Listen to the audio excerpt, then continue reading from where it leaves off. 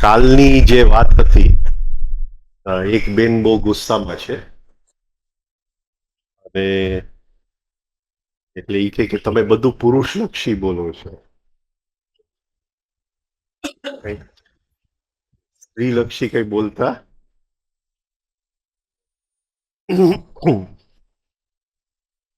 હાથ પગ ને બધું પછાડી પછાડીને ગુસ્સામાં આવી ગયા.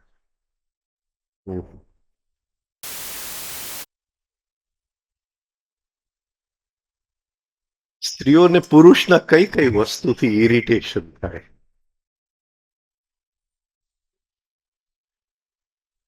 સ્ત્રીલક્ષી હવે એવું કઈક જાણ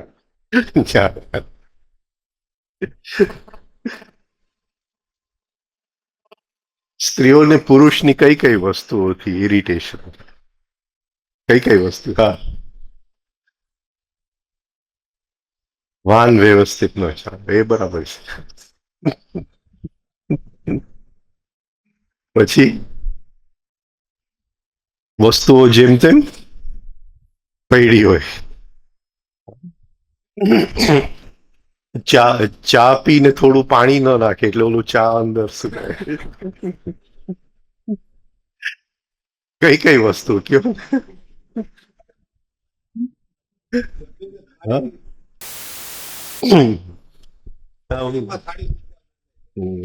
મોજા કાઢીને લોન્ડ્રીની બાસ્કેટમાં મૂકવા પડે.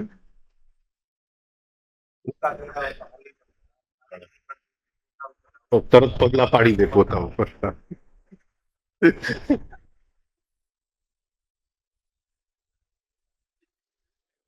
હા,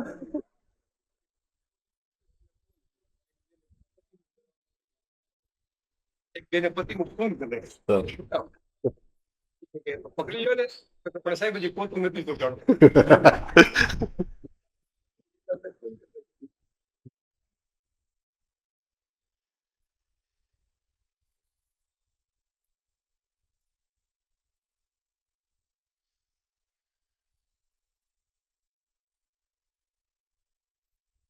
બંનેના અટેન્શનમાં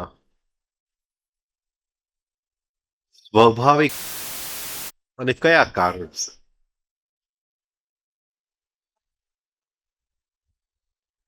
પુરુષ કરતા છે, સોરી છે, પુરુષ દ્રષ્ટા છે, શક્તિ પ્રકૃતિ કરતા છે.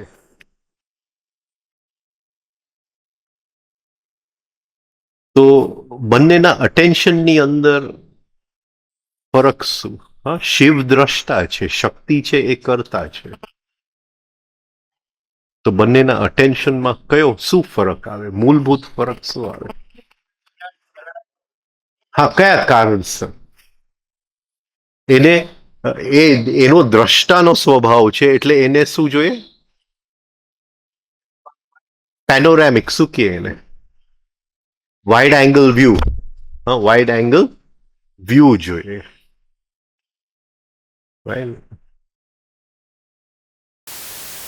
એટલે ઘણા લોકો પૂછે કે સેલ્ફ ઓબ્ઝર્વેશનમાં એક વસ્તુ જોવા જાય છે તો બીજી વસ્તુ ચુકાઈ જાય છે. એનું કારણ શું? એનું કારણ શું?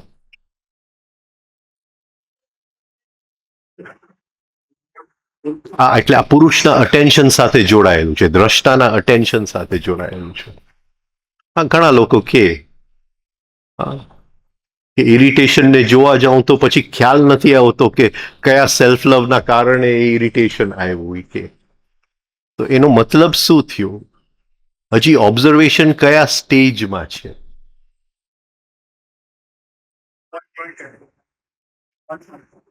હજી એક વિચાર બીજા વિચારને જોઈ રહ્યો છે, હજી ઓબ્ઝર્વિંગ આય નથી આવ્યું. મને ખ્યાલ આવ્યો કે ગુસ્સો આવે છે, તો ઓબ્ઝર્વિંગ આઈ નથી આવ્યો. જસ્ટ એ ગુસ્સો સિવાય કંઈ દેખાતું નથી. ઓબ્ઝર્વિંગ આઈ પાસે પેનોરેમિક વ્યૂ છે, એ પહાડ ઉપર છે, ચિત્ત નીચે છે. એ જેવું અંદરથી ઓબ્ઝર્વિંગ આઈ ઉત્પન્ન થાય છે ત્યારે આપણે માઉન્ટ એવરેસ્ટ ચડી ગયા છે. હવે ત્યાંથી આખી દુનિયા દેખાય છે આપણને. પછી એ પ્રશ્ન જાગે જ નહીં કે આ જોવામાં આ ચુકાઈ જાય છે ને આ જો, કારણ કે બધું એક સાથે જ દેખાય છે. એક સાથે ન દેખાતું હોય તો હજી ઓબ્ઝર્વિંગ આઈની શરૂઆત નથી થઈ. હજી એક આઈ બીજા આઈને જોવાની કોશિશ કરે છે, હાયર આઈ લોઅર આઈને જોવાની કોશિશ કરે છે. ઓબ્ઝર્વિંગ આઈ એટલે પહાડ ઉપર ચડી ગયા. એટલે મારો પોતાનો પ્રશ્ન આ હતો.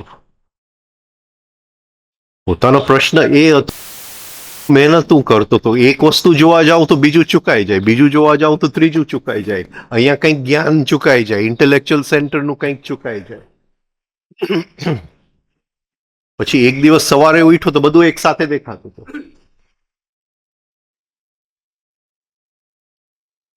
ખ્યાલ આવ્યો કે હવે ઓબ્ઝર્વિંગ આ અંદર ઈષ્ટદેવની સ્થાપના થઈ ગઈ.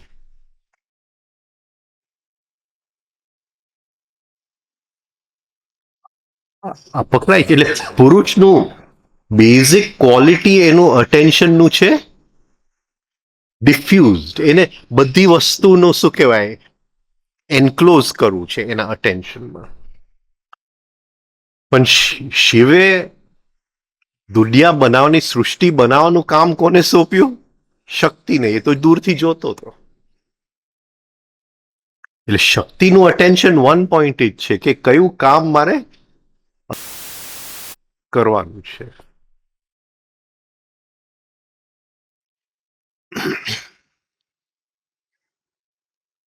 અને સાધના એટલે બંને અટેન્શન બેલેન્સમાં ચાલવા જોઈએ. એટલે સ્ત્રીએ પુરુષ પાસે શીખવું પડે, પુરુષે સ્ત્રી પાસે શીખવું પડે.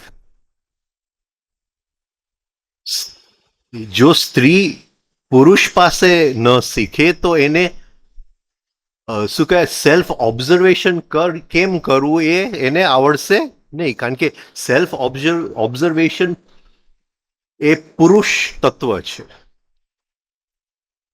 પણ સર્જન એ સ્ત્રી તત્વ છે. આ જોઈ રહ્યો છો એ પુરુષ તત્વ છે, પણ આને મારે ડેકોરેટિવ મૂકવું છે એ સ્ત્રી તત્વ છે. આ બંનેનું આ અટેન્શનની ક્વોલિટી અલગ છે. એટલે પુરુષે ક્રિએટિવિટી સ્ત્રી પાસે શીખવું પડે, અને સ્ત્રીએ એ જે પેનોરેમિક ઓબ્ઝર્વેશન એ પુરુષ પાસે શીખવું પડે. સ્ત્રી અને પુરુષ એટલે શરીરથી નહીં, શરીરથી નહીં.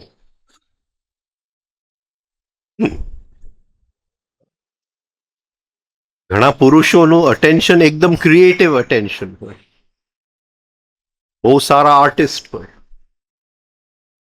ક્રિએટિવ. તો એને પેનોરેમિક અટેન્શન શીખવું પડે, કારણ કે એના વગર સેલ્ફ ઓબ્ઝર્વેશન ન થાય.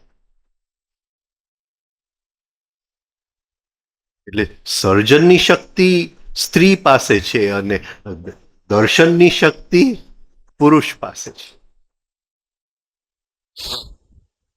અને બંનેનો મિલન યોગ છે. એટલે કદાચ મારાથી થઈ ગયું હશે થોડું પુરુષલક્ષી, પણ એવો મતલબ નહોતો. એવો મતલબ નહોતો. મતલબ કે એકબીજા પાસે શીખે, એકબીજા પાસે શીખે.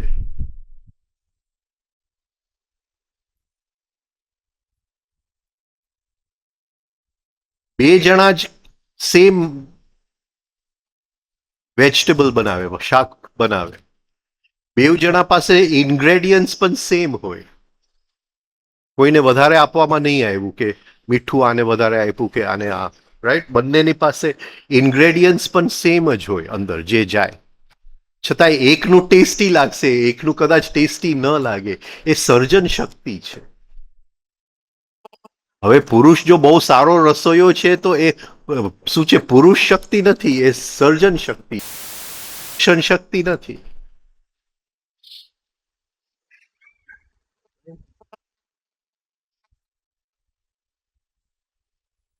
તો આ બે શક્તિ છે, પુરુષ શક્તિ, સ્ત્રી શક્તિ. કદાચ ઉલટું પણ હોય કે અત્યારના યુગની અંદર પુરુષે શું કહેવાય, પુરુષ શક્તિ શીખવા માટે સ્ત્રી પાસે જવું. કલયુગ કહેવાય ને.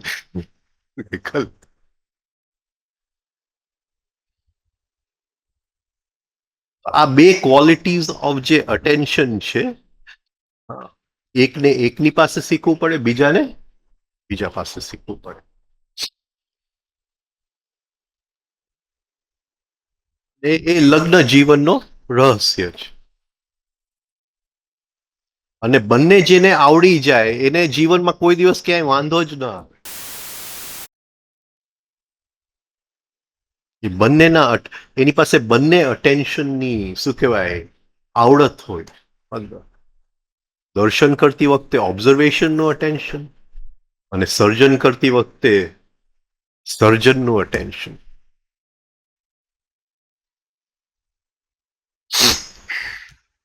હવે મારો એકચ્યુઅલી આજે એક પ્રશ્ન હતો કે જે ટેન્સ એન્ડ રિલેક્સેશન, અટેન્ટિવ ટેન્શન એન્ડ રિલેક્સેશનના એક્સરસાઇઝ એ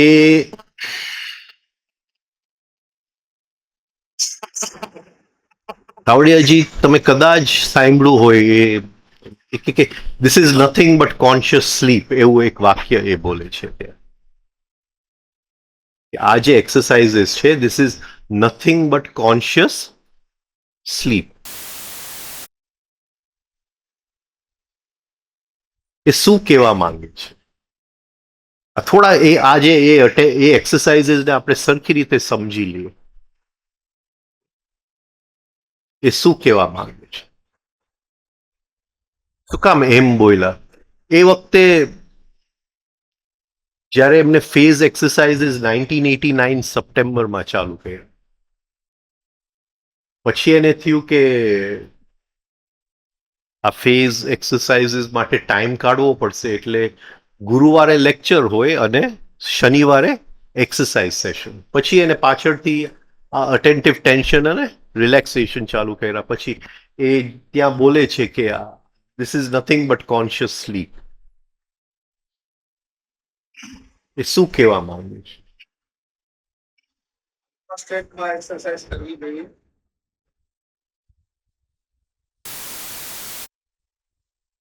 શું કહેવાનું, બંજી જમ્પિંગ કરી નાખ્યું. નહીં, હું અટેન્શનનું કહું છું. અટેન્શન જે આખી વાત છે, રમત કોની છે? અટેન્શન. તો એ this is nothing but conscious સ્લીપનો મતલબ શું? બે જાતની અટેન્શન છે. હવે પુરુષને સ્ત્રીને એક બાજુએ મૂકી દે, પણ આપણા માટે બે જાતની અટેન્શન છે. એ કયા છે? એક ગોઈંગ આઉટ, એક્સટર્નલ, અને એક ઇન્ટર્નલ. ઇન્ટર્નલ. એક અટેન્શન ગોઈંગ આઉટ, એક attention going in. External attention, internal attention. તો આ એક્સરસાઇઝ શેની માટે છે? Internal attention. Internal attention. Conscious સ્લીપમાં 5 ક્યાં છે, પણ અટેન્શન ક્યાં છે? ઇન્ટર્નલ છે. ઇન્ટર્નલ છે. એટલે અટેન્શનના બે પ્રકાર, એક્સટર્નલ અને ઇન્ટર્નલ. જ્યારે આપણે કોઈ ફૂલને જોઈએ છે તો કયું અટેન્શન વાપરીએ છીએ? External attention. જ્યારે રસ્તાને ઓબ્ઝર્વ કરીએ છીએ તો એક્સટર્નલ અટેન્શન. બાહ્યગામી, અંતર્ગામી. બાહિરગામી, અંતર્ગામી.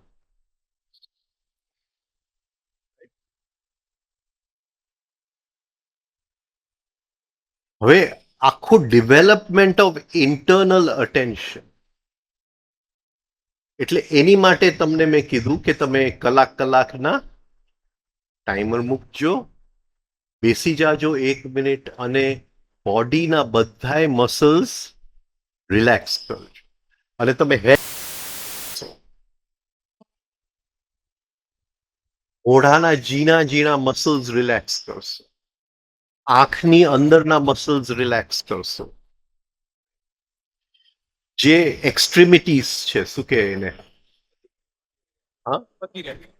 અતિરેક, હા, જે એન્ડિંગ ઓફ ધ ફિંગર્સ અને ટોઝ, બંને પગના અને આંગળીના છેડા, રાઈટ, એક્સ્ટ્રીમિટીઝ, એટલે અટેન્શન એક્સ્ટ્રીમિટીઝમાં જઈને રિલેક્સ કરશો.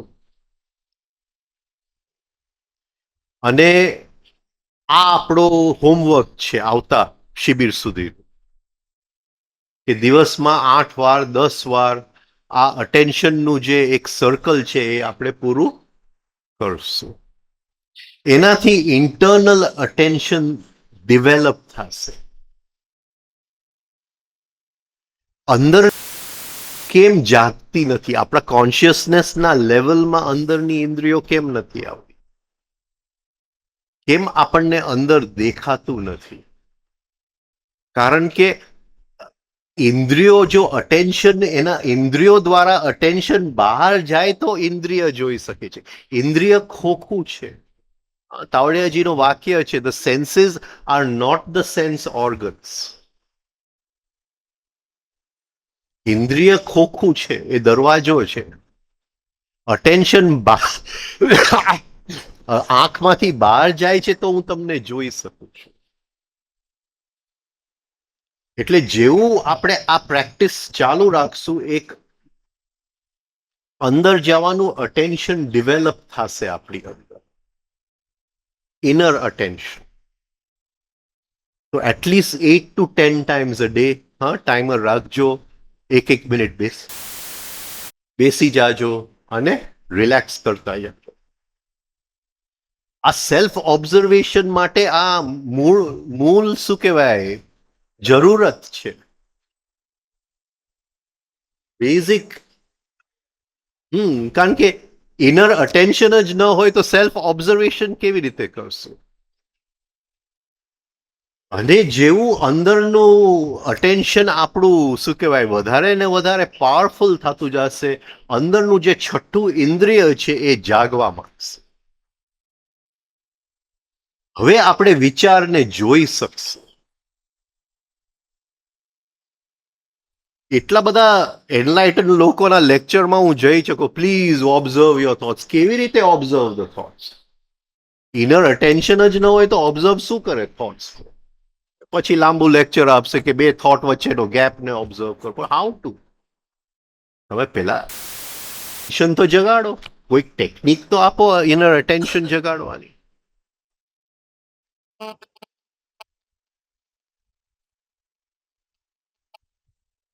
ટોર્ચ જ નથી તો તમે જોવાના શું અંધારામાં? એટલે અંદરના અટેન્શન જગાડવા માટેનું આ પ્રયોગ તમે, હા, જે આપણે કરીએ છીએ, હા, એ પ્રયોગ તમે, અને ટેપથી નહીં કરતા. ભાઈ, તમે ટેપ કર્યું છે રાજેનભાઈનું, જરા લગાડી દો, જરાક અંદરથી શું કે સંકલ્પ શક્તિ જગાડો. હવે એ ટેપનો ઉપયોગ શું કરીને કરશો? હા,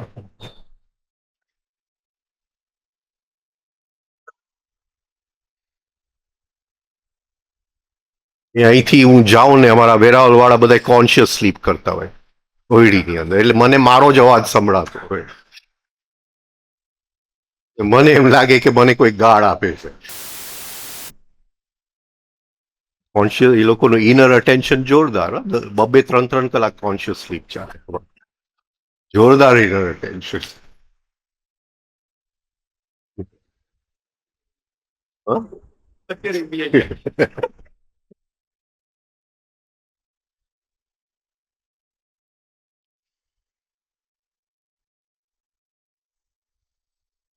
એટલે ઇનર અટેન્શન એ ફ્રી અટેન્શન છે. જ્યારે બહાર અટેન્શન જાય છે એ કોઈ વસ્તુ ઉપર જાય છે. એ બહારની વસ્તુ જ્યારે અંદર દેખાય છે ત્યારે એને વિષય કહેવામાં આવે છે. હવે આપણને વિષયનો દર્શન થશે. એ ઇનર અટેન્શન.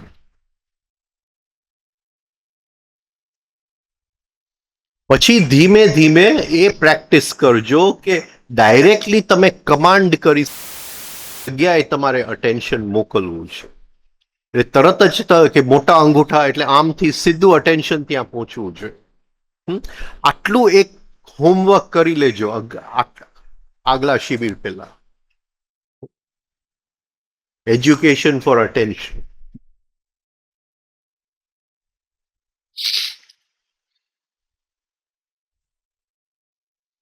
હવે આટલું કરશો તો સતત તમને એક ભાન નવી જાગશે. એ કયું ભાન જાગશે? એક જાતની આપણા થ્રેશહોલ્ડ ઓફ અવેરનેસની અંદર એક નવી વસ્તુ જાગશે.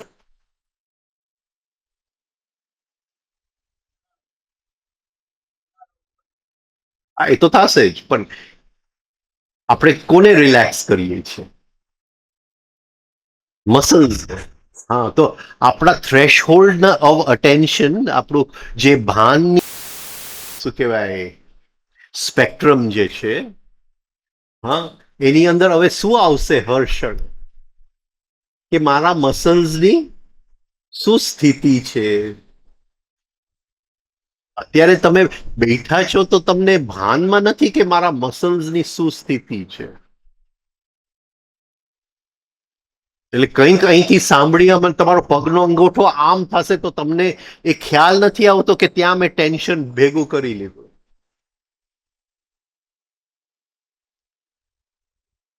પેટના મસલ્સ ટાઈટ થશે તો ખબર નહીં પડે કે ત્યાં મેં ટેન્શન ભેગું કરી લીધું. આ ટેમ્પલ્સના અંદર ટેન્શન ભેગું થશે તો ખબર નહીં પડે. ત્યાં ઓલરેડી ઘણું બધું ટેન્શન પડેલું છે. એટલે જેવું આ પ્રયોગ કરતા જશો અને એક અંદરનું ઇનર અટેન્શન જાગવા માંડશે તો તમારે સતત આખો ભાનની અંદર રહેશે કે મારા મસલ્સની સ્થિતિ શું છે, કઈ કઈ જગ્યાએ ટેન્સ છે. એન્કલમાં ટેન્સ છે. શું કે એન્કલમાં?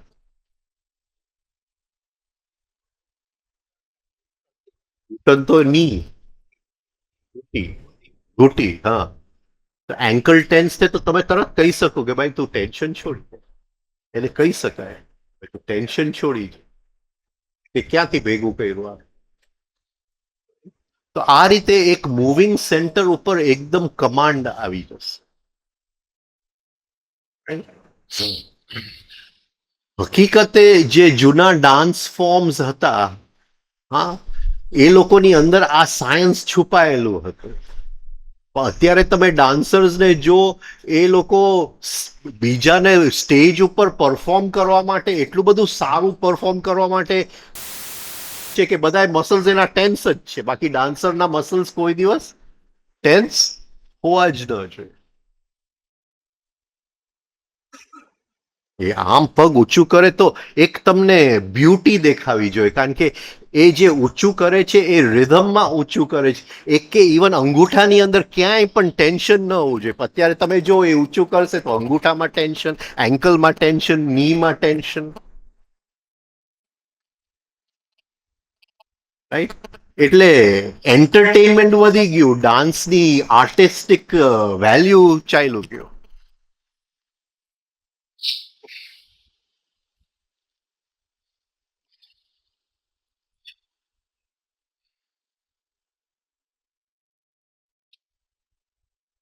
હવે આટલું આપણે નેક્સ્ટ શિબિર ક્યારે છે? હવે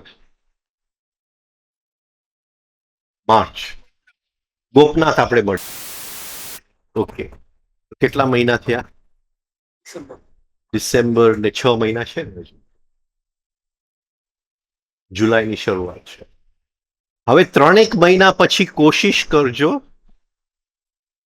મૂવિંગ સેન્ટર અને ઇમોશનલ સેન્ટરનું કનેક્શન જોવાનું.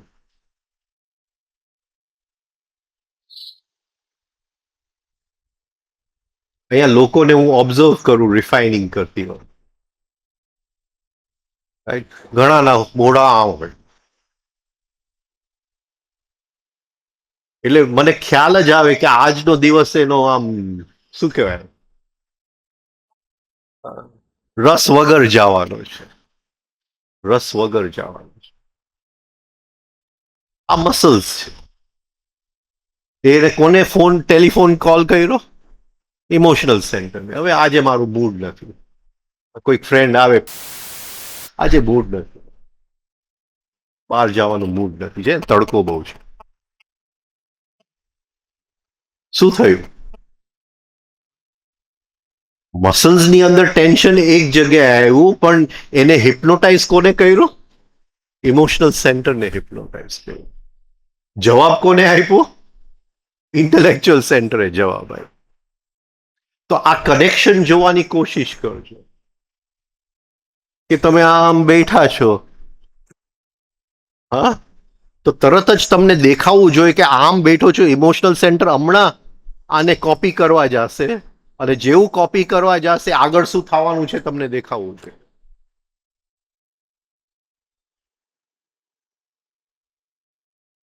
વિચાર તો કરો, તમે કોઈકને કહો કે હું તને પ્રેમ કરું છું, અને એ કે હું પણ તને કરું છું. શું થાય?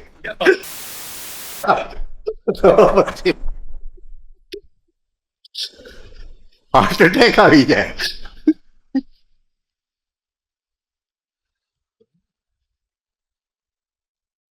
એના પોસ્ચર ઉપરથી એનું ઇમોશનલ સેન્ટર આપણે વાંચી લઈએ, એનું આસન, એનું શું કહે જેસ્ચર, એનું એમાંથી એનું ઇમોશનલ સેન્ટર આપણે વાંચી લઈએ.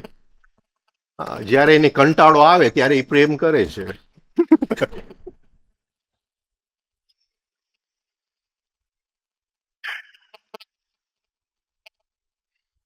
તો આ બંનેનું કનેક્શન જરા જોજો, ને પછી ઇન્ટેલેક્ચ્યુઅલ સેન્ટરને એડ કરજો.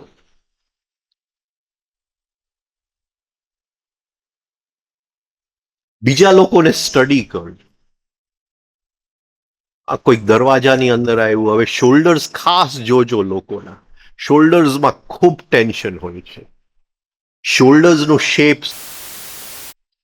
શોલ્ડર્સ લૂઝ અને નેચરલ હોવા જોઈએ, રાઈટ? પણ થોડા આમ થઈ ગયા એટલે તમને ખ્યાલ આવી ગયો કે આ હા ભરીને આવ્યો છે ટેન્શન. ઘણાના ઓવર ઢીલા હોય, હા, રાઈટ? વજનથી સાવ, દુનિયાના બોજથી સાવ. તો આ રીતે સ્ટડી કરજો. Moving centre, emotional centre, moving centre, emotional centre. હા,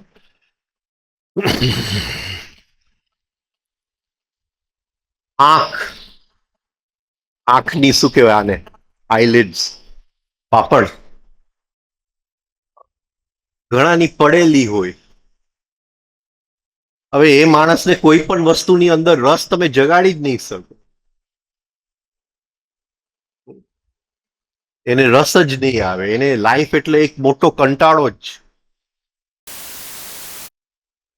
એટલે આંખ જોજો બધાની.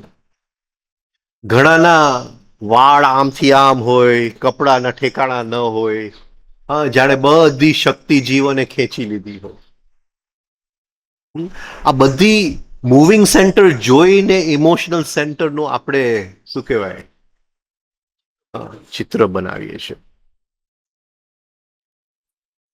ચિંતામાં હોય, ચિંતામાં ઓલવેઝ આઈબ્રાઉઝ, આઈબ્રાઉઝમાં ટેન્શન આવી જાય.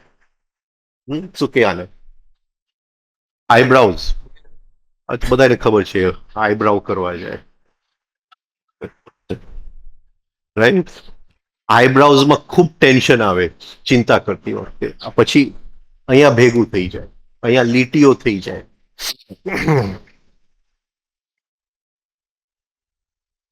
તો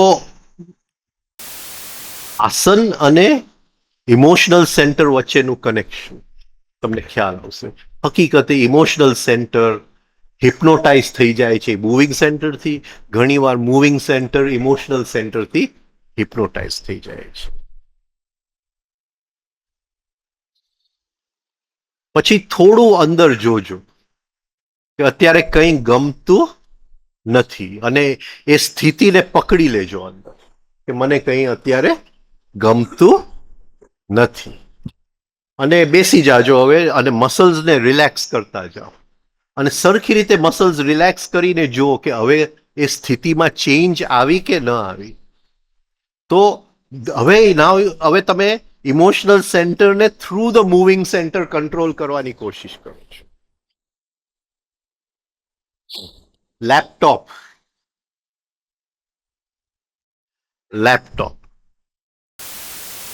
જેવું લેપટોપ ઉપર બેસું, પહેલી વસ્તુ અટેન્શન રિસ્ટ, કાંધી, રાઈટ? જેવું બેઠા એટલે first take your attention to the, અને એને રિલેક્સ કરજો, એકદમ રિસ્ટને રિલેક્સ કરજો. પછી આ બધાય જોઈન્ટ્સ રિલેક્સ કરતા જાજો. હા, ફરીથી થોડી વાર કામ કર્યું લેપટોપ ઉપર, હા, અલાર્મ મૂકી દેજો, હા, ફરીથી રિસ્ટને રિલેક્સ કરજો, હા, અને આ જોઈન્ટ્સને રિલેક્સ કરજો.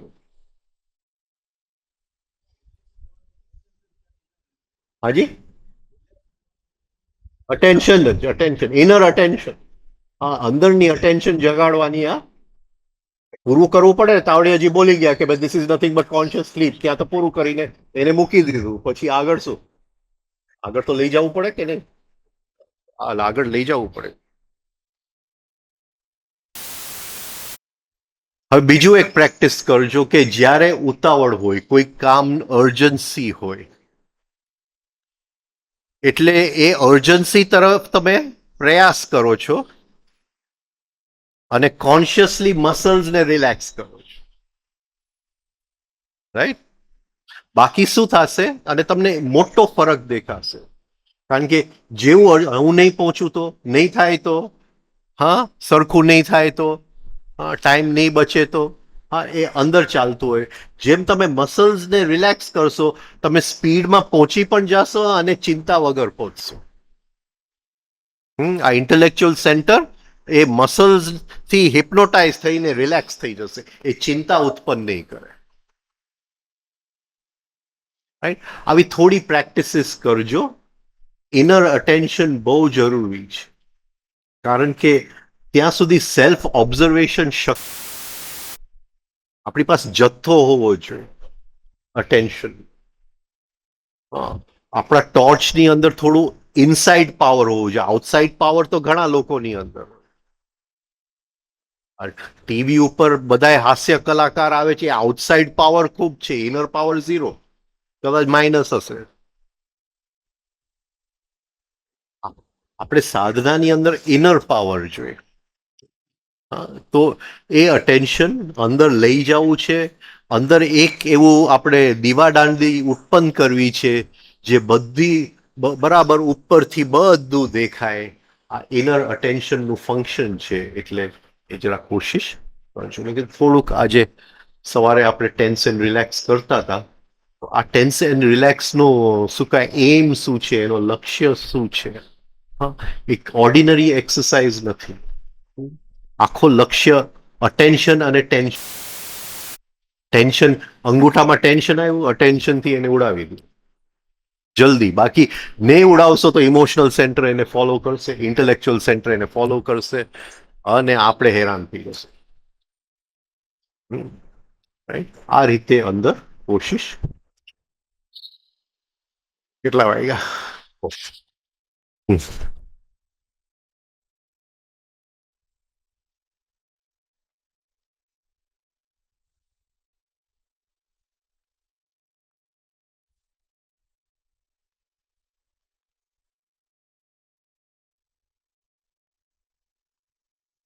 હવે છેલ્લો ભાગ વાંચી લઉં છું.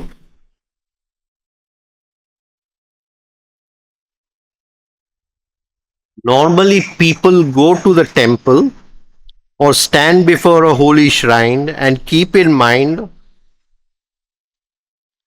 and have before their symbol, cross, fire, Kaaba, idol, etc. એટલે આપણે મંદિરમાં જઈએ અને મૂર્તિ કે જે કંઈ આપણે જોતા હોય છે, અને સામે એ સિમ્બલ છે.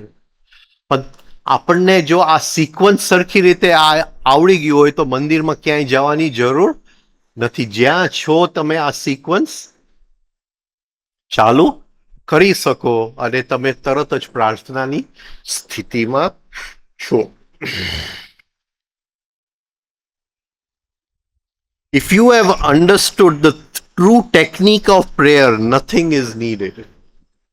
તમે જો પ્રાર્થનાની રિયલ ટેકનિક જો સમજી ગયા હોય તો બીજું કઈ વસ્તુની જરૂર નથી. છતાંય 3 સ્ટેપ રિધમિક બ્રીથિંગ કરવાનું. હા, ઓકે. હવે ટેકનિક ફરીથી કોણ બોલશે આખું ટેકનિક?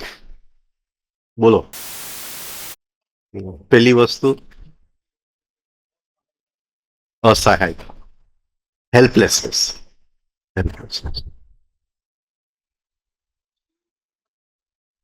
intellectual center ની થોડું પ્લાનિંગ કરી લે. પહેલા registration of the thinking instrument બંધ થવું જોઈએ. એટલે બકબક બંધ થવું જોઈએ. એટલે વર્બલાઇઝેશન જે અંદર ચાલુ થાય છે એ બંધ થવું જોઈએ. રાઈટ? પછી ત્રીજો સ્ટેપ પ્લાન કરી લે કે કઈ રીતે મારે પ્રાર્થના કરવાની છે. હા, મૂર્તિ હોય તો મૂર્તિ, મૂર્તિ ન હોય તો કઈ રીતે એની સાથે જોડાવાનું સિક્વન્સ શું છે. હા, એની માટે આપણે કઈ મૂર્તિ આપણે લીધું? શ્રીનાથજી. રાઈટ? એટલે શ્રીનાથજીની આપણે મૂર્તિ લીધી અને કીધું કે એ મૂર્તિ આપણે એને શું શબ્દ વાપરેલો? એને અંદર એનિમેટ કરવાનું છે. એટલે બહાર મૂર્તિને જોયું અને અંદર એનો ચિત્ર બનાવી નાખ્યું. અંદર એનો ચિત્ર બનાવી નાખ્યો, જોઈ લીધું એને અંદર. રાઈટ? હવે ઇન્ટેલેક્ચ્યુઅલ સેન્ટર કહેશે કે એની સાથે સંબંધમાં કઈ રીતે ઉતરવાનું છે. તો શ્રીનાથજીની મૂર્તિની અંદર આપણે જોયું કે 5 ભાવ છે. શાંત ભાવ, મિત્ર ભાવ, પ્રેમી ભાવ, વાત્સલ્ય ભાવ, રતિ ભાવ. આ 5 ભાવ છે. એટલે એ કહેશે કે આ સિક્વન્સમાં તારે ઉતરવાનું છે, પણ સૌથી અગત્યનું છે શાંત ભાવ. બીજું એ શું કહેશે કે મૂર્તિ આખી બેલેન્સમાં છે, એટલે કોઈ પણ એક ભાવનો આવેગ ન થવો જોઈએ. રાઈટ? આ રીતે એ આખો પ્લાન બનાવશે. રાઈટ? એ જેવો એ પ્લાન બનાવશે એ શાંત થઈ જશે. હવે એને વચ્ચે ડબ બેક સીટ ડ્રાઇવિંગ કરવાનું નથી. ઇમોશનલ સેન્ટર, હા, એ મૂર્તિની સાથે કે એ જે અંદર જેનું એની સાથે જે રીતે જોડાવાનું છે. હવે આને એક સાઈડે મૂકી દઈએ. સપોઝિંગ આપણે કહીએ કે મૂર્તિ નથી, કંઈ નથી અને યુનિવર્સલ ડિવાઇન માઇન્ડ છે. તો હવે ઇન્ટેલેક્ચ્યુઅલ સેન્ટર શું કરશે? હવે આપણી પાસે કોઈ ફોર્મ નથી. શું કહે? પ્રાર્થના કરવાનું છે, પણ ઓલું ફોર્મ હોય તો ઈઝી પડે, મૂર્તિ હોય તો ઈઝી પડે. Thank you. રાઈટ? પણ હવે ફોર્મલેસનેસમાં just directly with universal divine mind.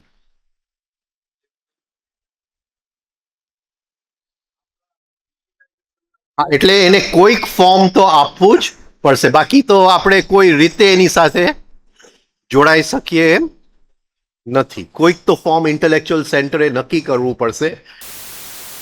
આ શ્રીનાથજી છે એ પણ ફોર્મ છે કોનો? Universal mind. યુનિવર્સલ માઇન્ડ, બરાબર છે? એટલે ઇન્ટેલેક્ચ્યુઅલ સેન્ટરે કોઈક ફોર્મ બનાવવો પડશે. સપોઝિંગ એને ફોર્મની અંદર એક જાતની ફોર્મલેસનેસ. એટલે એક તાવડે જે આપ્યું બ્લેક ફ્લેમ, પણ બ્લેક ફ્લેમ આપણે નહીં વાપરીએ કારણ કે એને ડિવાઇન ફ્રેગમેન્ટ માટે બ્લેક ફ્લેમ આપ્યું, એટલે એ નહીં વાપરીએ આપણે. હા, એટલે આપણા પ્રેઝન્સ માટે એને બ્લેક ફ્લેમનો પ્રયોગ આપ્યો છે, એટલે એ આપણે નહીં વાપરીએ. રાઈટ? આપણે એમ કહીએ કે યુનિવર્સલ ડિવાઇન માઇન્ડ એક નદી જેવું છે. એક નદી જેવું છે. તો આપણે નદીનું આમ ફોર્મ નથી, છતાંય ફોર્મ છે. એ હર ક્ષણે એનું ફોર્મ છે. રાઈટ? તો એ મારી અંદર ફ્લો થાય છે. મારી અંદર ફ્લો થાય છે. મારું ઇમોશનલ સેન્ટરને હું ઇન્ડિવિજ્યુઅલ માઇન્ડ કહી દઉં. એની કોઈ પણ જગ્યા નક્કી કરી લો, સે સોલર પ્લેક્સસ. Solar plexus. હવે હું મારી પ્રાર્થના ને પહેલા ઇન્ટેલેક્ચ્યુઅલ રૂપ આપી દઈશ. ઇન્ટેલેક્ચ્યુઅલ રૂપ આપી દઈશ.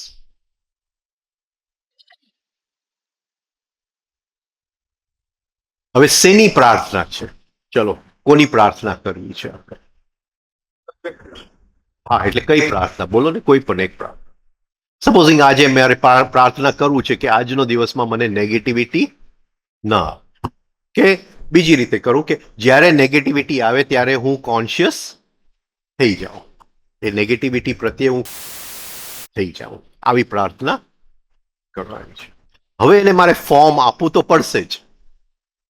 બાકી ફોર્મ વગર નહીં ઇન્ડિવિજ્યુઅલ માઇન્ડ સમજી શકે, હા, યુનિવર્સલ માઇન્ડ ભલે બધું સમજતું હોય. તો કઈ જાતનું હું ફોર્મ આપીશ? કઈ જાતનું ફોર્મ આપીશ? બોલો. હા હા, આ પુરુષ લક્ષી નથી હો.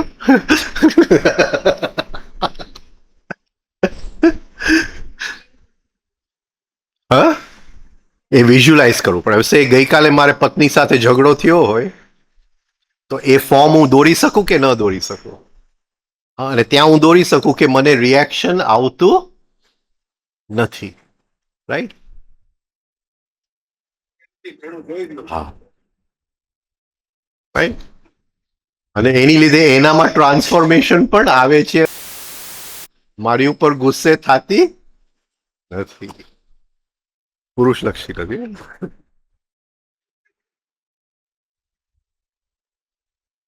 બાકી મારશે હવે મને.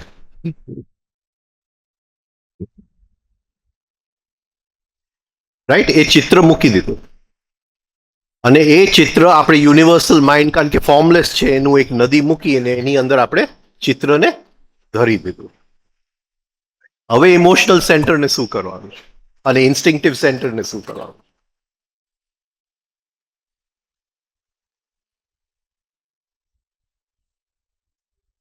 પછી પેલા ઇમોશનલ આપણે ઇન્ટેલેક્ચ્યુઅલ સેન્ટરે જે સ્ટેપ્સ મૂકેલા હોય એ પ્રમાણે આપણે ચાલવું છે. હા, કે જેવું એ મુકાઈ ગયું. હા હા, જીસસ નો વાક્ય છે, have faith that the things you already have them. હા, એટલે એ જેવું અંદર મુકાઈ ગયું, એ પ્રાર્થના થઈ ગઈ, મને એ વસ્તુ મળી ગઈ છે. વસ્તુ મળી ગઈ છે. રાઈટ? એટલે એનો આનંદ. હવે શું કહેવાય, ઇન્સ્ટિંક્ટિવ સેન્ટરને લઈ આવશે. ઇન્સ્ટિંક્ટિવ સેન્ટર શું કરશે? ગુસ્સાની બદલે એ પ્રેમના શબ્દ બોલે છે, હું એના સ્પર્શ કરું છું, પછી આગળ સ્પર્શની વાત દેખું. હા, કદાચ કિસ કરે કે ના કરે મને ખબર નથી. હા, પણ રાઈટ થઈ ગયું. હવે દિવસની અંદર આપણે કંઈ પણ કરી શકીએ. શું કરી શકીએ?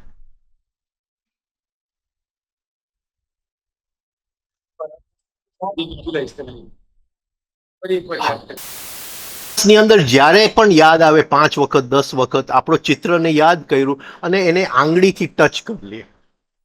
અંદર ઇન્ટરનલ અટેન્શન, આંગળીથી ટચ કરીએ કે એમાં પ્રકાશ આવે છે. બસ આટલું જ કરી શકાય. હા, fill it with light. Right? તો ફરીથી સિક્વન્સ, હેલ્પલેસનેસ. હા, કે જે વસ્તુની હું પ્રાર્થના કરી શકું છું, હું શ્યોર છું કે એ મારી માટે એ વસ્તુ મેળવવું અસહાય છે. રાઈટ? બરાબર છે. બીજું, થિંકિંગ ઇન્સ્ટ્રુમેન્ટ રજિસ્ટ્રેશન બંધ. ત્રીજું, હા, plan formulated by intellectual centre, કે ઇમોશનલ સેન્ટરે શું કરવાનું, આને શું કરવાનું. બરાબર? એ છબી મૂકી દીધું, ઇમોશનલ સેન્ટરે છબી ધરી દીધી. રાઈટ?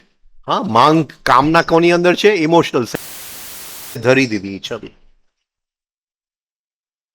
ઇમિડિયેટલી ઇમોશનલ સેન્ટરને સેટિસ્ફેક્શન છે અને ઇન્સ્ટિંક્ટિવ સેન્ટર એ વસ્તુને અડી રહ્યો છે. બરાબર છે? આટલું આ આપણી પ્રાર્થનાની સિક્વન્સ.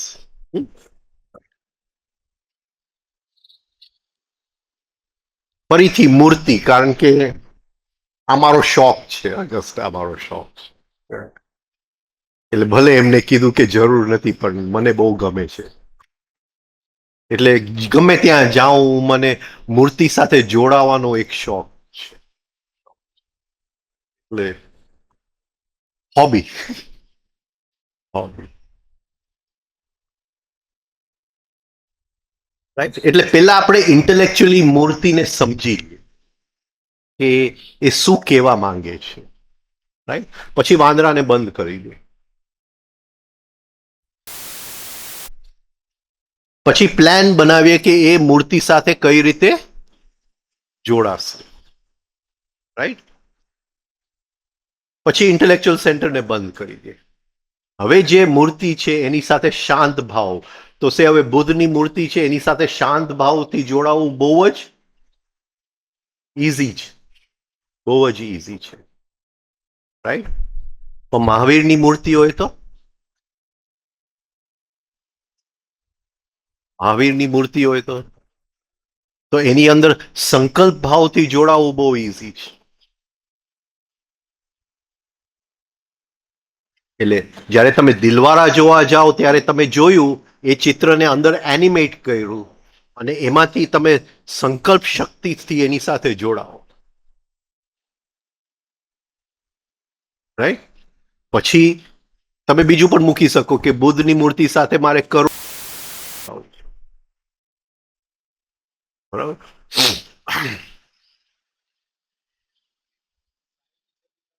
હા, તમે કયો. મેં એક વખત તો હું બોલી ચૂક્યો છું. મેં નતા. અચ્છા, આ અમારું જે ઘરે હોઉં ત્યારે, ટ્રાવેલિંગ હોય ત્યારે નહીં. હા.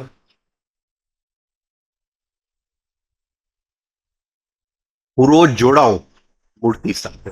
એ મૂર્તિ નહીં, શું કહેવાય, ફોટો સાથે. એટલે દીવો કરો. દીવો.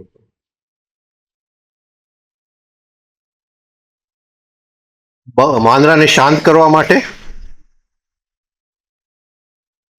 ઓમકાર બોલતો જાઉં. એટલે વાંદરો વચ્ચે ક્યાંય પણ શું કહે એનું ડપ ન કરે.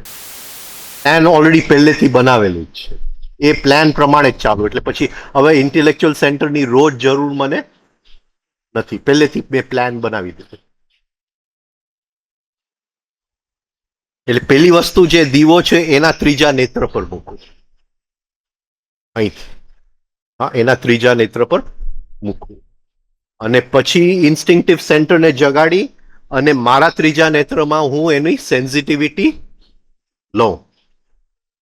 રાઈટ. એટલે પેલું કનેક્શન હું ત્યાં કરું. અડાવીને નહીં, અડીને નહીં, બાકી બળી જશે ફોટો. તમે શું કીધું? એકદમ જરૂરી છે.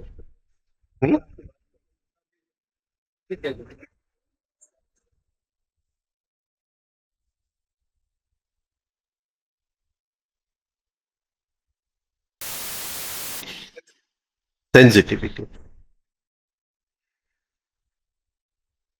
રાઈટ.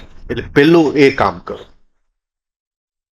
આ તો જે હું કરું છું તમારી સાથે શેર કરું છું. આ મારી વસ્તુ છે, મારી પોતાની વસ્તુ.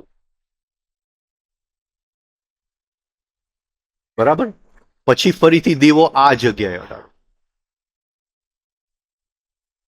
રાઈટ. અહીંયા એડમ્સ એપલ. હા. અને એ જગ્યાએ ફરીથી સેન્સિટિવિટી ઇન્સ્ટિંક્ટિવ સેન્ટરને લઈ આવે. પ્રકાશની સેન્સિટિવિટી, હીટની સેન્સિટિવિટી, મૂવમેન્ટની સેન્સિટિવિટી.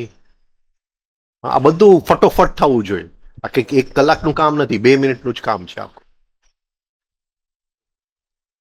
બરાબર છે. એટલે જુદી જુદી સેન્સિટિવિટીઓ જગાડતો જાઓ જગ્યાએ.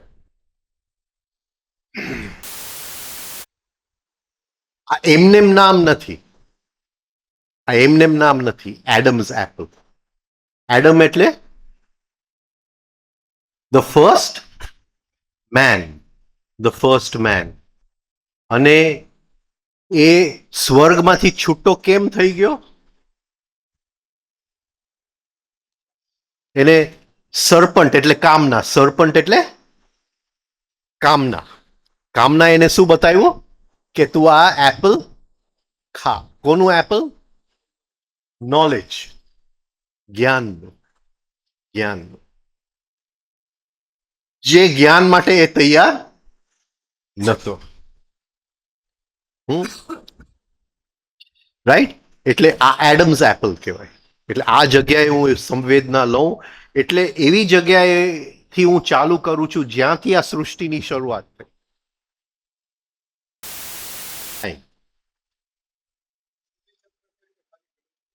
એડમ્સ એપલ તમે કોઈને પણ પૂછજો, ડોક્ટરને, આને એડમ્સ એપલ કહેવાય. રાઈટ? હા, એટલે કઈ જગ્યાએ હું પહોંચું? બિયોન્ડ ટાઈમ, જ્યાંથી ઓલ ટાઈમ સ્ટાર્ટેડ. આ બે જગ્યાએ પેલા કરી લો. એને અહીંયા કરી લો, એને અહીંયા કરી લો. બંને જગ્યાએ બધી ઇન્દ્રિયોની સંવેદના લઈ લેજો. હા, એટલે બધાય તન્માત્રમાંથી પસાર થાજો. એકો એક તન્માત્ર. રિયલ, રિયલ દીવો કરું છું. એ તમને રસ હોય તો આગળ વધુ, ન રસ હોય તો જવા દો. ન રાઈટ? પછી રિફ્લેક્શન નું કરું. લાઇટ ઓરિજિનલ લાઇટ છે, પણ mind is a reflection of the original light. એટલે એ દીવો એવી રીતે મૂકું કે દીવો આ જગ્યાએ આવે, પણ દીવાનું જે એક ઝાંય પડતું હોય એ ત્રીજા નેત્ર ઉપર હોય. હા, દીવાનું જે ઝાંય પડતું હોય એ ત્રીજા નેત્ર ઉપર. એટલે તમે આમ દીવો રાખશો, દીવો અહીંયા છે પણ એક જાતનું ગોળ પ્રકાશ એના ત્રીજા નેત્ર ઉપર. એ દીવાનું reflection, reflected light, the mind, the mind. એટલે એની સાથે હું માઇન્ડથી જોડાવું. માઇન્ડ એટલે all four centres, all four centres. હવે એની સાથે હું માઇન્ડથી જોડાવું. હવે એ જે રિફ્લેક્શન હોય એ રિફ્લેક્શનથી એની દીવાથી એની આરતી નહીં ઉતારું, એના એ રિફ્લેક્શનથી એની 3 વખત આરતી ઉતારે. રાઈટ? કારણ કે મારી પાસે અત્યારે અંદર હજી દીવાનો પ્રકાશ નથી, પણ મનનો પ્રકાશ છે. હા, એટલે એ પ્રકાશથી હું એનો, હા, અને એ પ્રાર્થના સાથે કે મારી અંદર દીવાનો પ્રકાશ આવે. બરાબર? હા, તો આ રીતે એની સાથે હું પહેલા જોડાઈશ. પછી આંખથી આંખ, નાકથી નાક, કાનથી કાન, હોઠથી હોઠ, શ્વાસથી શ્વાસ, આ બધામાંથી હું પસાર થઈ જાઉં. હા, એટલે હું એ જાઉં, એ હું એ બની જાય. એટલે આંખમાં, એના આંખમાંથી મારી આંખમાં જોઉં. સમજાય છે? હું એની અંદર છું, મારી જે પ્રાર્થના એ સાંભળે છે, એના કાનમાંથી સાંભળું. રાઈટ? હા, મારી શું સ્થિતિ છે એની એ સુગંધ લે છે, મારો સ્વાદ લે છે, એ બધામાંથી હું પસાર થઈ. આટલું થયું તો એની સાથે થઈ ગયું, સંબંધ થઈ ગયો. હવે ખાલી મારા માટે નથી. એટલે જે જગ્યાએ હું રહું છું, જે જગ્યાએ રહું છું ત્યાંના બધાય જીવ માટે પછી હું આરતી ઉતારું કે એની દ્રષ્ટિ ખાલી મારી ઉપર પડે તો કઈ કામનું નહીં. રાઈટ? એની દ્રષ્ટિ જે લોકો આ એરિયામાં છે, હા, એની ઉપર પડે. અને છેલ્લે જે છે, હું હવે અહીંયા છું તો હું નર્મદા માં નહીં ઉતાર. રાઈટ? પણ હવે ઘરે હોઉં તો હું આખા એક યુનિવર્સલ માઇન્ડનું એક કે ભાઈ એની દ્રષ્ટિ, હા સંપૂર્ણ રીતે ડિફ્યુઝ થઈ જાય. હા એટલે મારી અને મારા એન્વાયરમેન્ટ એન્ડ હાર્મની, મારી અને સૃષ્ટિ વચ્ચે બેલેન્સ એન્ડ હાર્મની, રાઈટ. આ રીતે રોજનું મારું આ પ્રોગ્રામ છે. તમારે કરવું હોય તો કરો. આ જસ્ટ તમારી સાથે મેં શેર કર્યું આ રોજનું મારું. જે છબી રાખું છું હું પાણીના માટલા પાસે છબી રાખું છું. બરાબર છે. કારણ કે water is the astral body of the earth. Water is the astral body of the અર્થ. એટલે મારો જે સંકલ્પ છે, જે કંઈ મારે એની સાથેનો સંબંધ છે, હા આ પાણી છે એનો વાહક છે. પાણી છે એનો વાહક છે.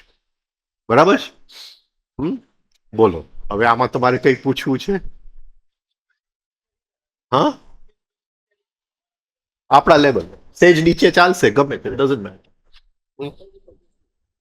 હા બીજું દીવો હું કોઈ વખતે ઘી કાચું સરસોનો તેલ, કાચું સરસોનો તેલ હું પ્રિફર કરું છું, કાચું સરસોનો તેલ. અને ઓબ્ઝર્વ કરજો કાચું સરસોનું તેલ એ જે વાડકીમાં તમે દીવો કરો છો, જો નેગેટિવિટી હશે આજુબાજુમાં, હા તો એ વાડકી કાળી થઈ જશે. અને નેગેટિવિટી નહીં હોય તો એ વાડકી ક્લીન રહેશે. આ ઘીના દીવામાં નથી થતું. હા એટલે આજુબાજુના વાતાવરણમાંથી જે નેગેટિવ વાઇબ્રેશન્સ છે સરસોના તેલની અંદર એક શું કહેવાય પોટેન્શિયાલિટી છે કે એને ટ્રાન્સફોર્મ કરી દે. ટ્રાન્સફોર્મ એટલે આ બે વસ્તુ વાપરતો. બોલો હવે જે પૂછવું હોય.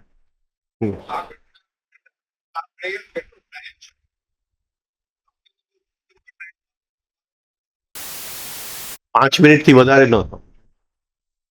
5 મિનિટથી વધારે.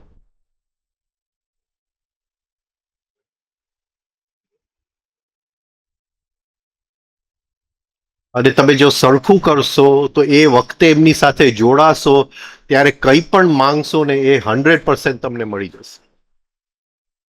એ પણ તમને કહી દઉં, જે માંગશો એ તમને 100% મળી જશે.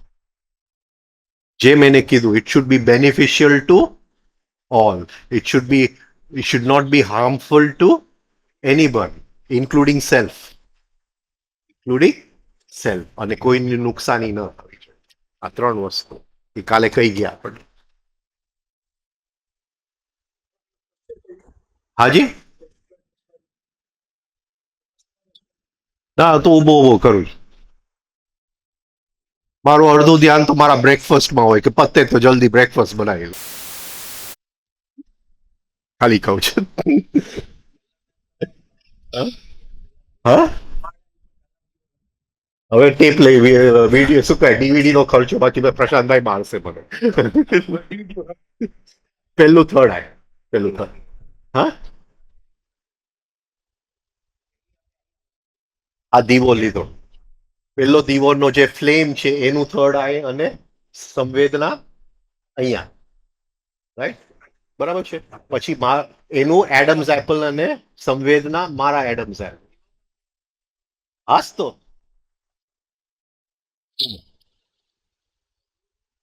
હા હા પછી જે વાપરવું હોય તમારી છૂટ. હા ક્રૂડ ઓઇલ નહીં વાપરતા.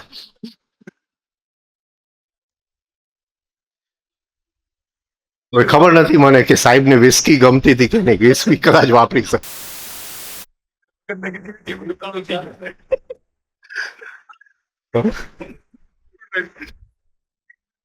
હા હા કોઈ વખત ચાલે. કોઈ વખત ચાલે. અરે એક વખત કરો ને ભાઈ, દિવસ દરમિયાન શું કામ કરો? સવારે કરી લ્યો ને એક વાર. આ છે ને આ વાંદરામાં જે ચાલાકી છે ને, ચાલો સૃષ્ટિનું કોઈ પ્રાણીમાં આવી નથી ને. લોમડીમાં એ નથી. એ હજારો લોમડી ભેગા કરે તો એ આને ન પહોંચે.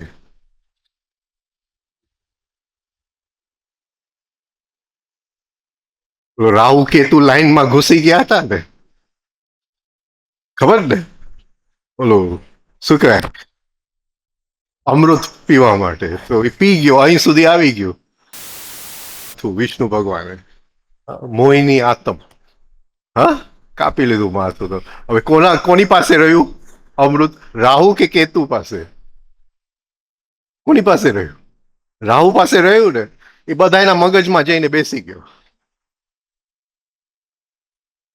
સમજાય? બધા એના મગજની અંદર એ જઈને બેસી ગયો. પાછું અમૃત છે, કોઈથી મરે નહીં.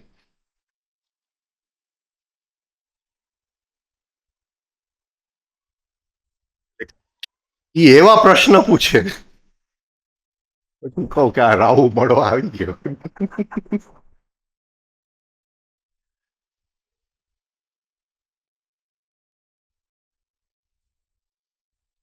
ત્રણ ગાયત્રી કરશું, પૂરું કરીશું.